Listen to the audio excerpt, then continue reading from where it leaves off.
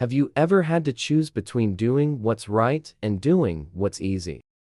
I never thought I'd find myself in that spot, but there I was, standing in the middle of my cramped studio, staring at a stack of cash that wasn't mine. It all started a year ago when I decided to take a leap of faith and turn my passion for art into a business. Growing up, my neighborhood wasn't the kind of place you'd expect to find inspiration. It was rough around the edges, with graffiti-covered walls and a vibe that was more survival than success. But for me, it was home, and I saw beauty in the grit. So, I started sketching designs inspired by the streets. I grew up on abstract shapes mimicking the twisted metal of old fences, vibrant colors reflecting the graffiti, and bold patterns that told the stories of the people who lived there. I didn't have much, but I poured everything I had into creating a clothing line that felt authentic to who I was. At first, sales were slow. I was barely making rent, living off ramen noodles, and spending every waking hour hustling to get my brand out there. But slowly, things started to pick up. Word spread,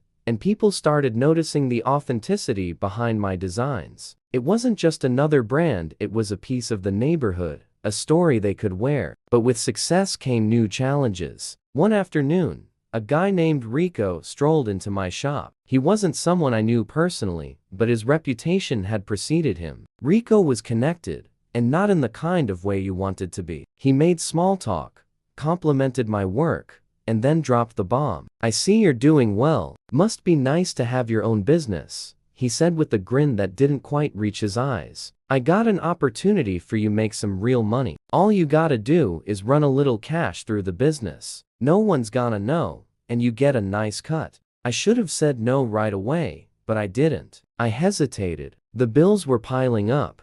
My little sister needed help with school, and the idea of having some breathing room was tempting. But I knew what laundering money meant. Once you're in, there's no getting out clean. I told him I'd think about it. He left me with his number and a warning that opportunities like this don't come around twice. That night, I barely slept. I kept thinking about how hard I'd worked to build something real, something that reflected who I was and where I came from. If I took Rico's offer, I'd be selling out everything I stood for. The next day, I called him back. My heart was pounding, and my mouth was dry, but I knew what I had to do. I told him no. He didn't take it well. Rico reminded me that saying no could have consequences, but I couldn't let fear dictate my choices. I chose my integrity over fast cash, even though it meant risking everything I'd built. In the weeks that followed, things got tough. Some of my suppliers backed out, and a few clients disappeared. But I kept pushing forward,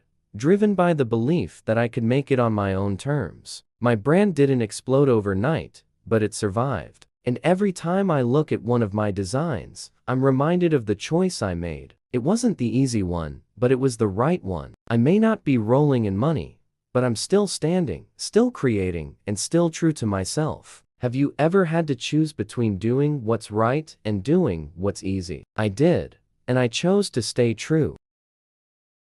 Make sure you like this video, subscribe to our channel, and share this video with your friends. Thanks for watching.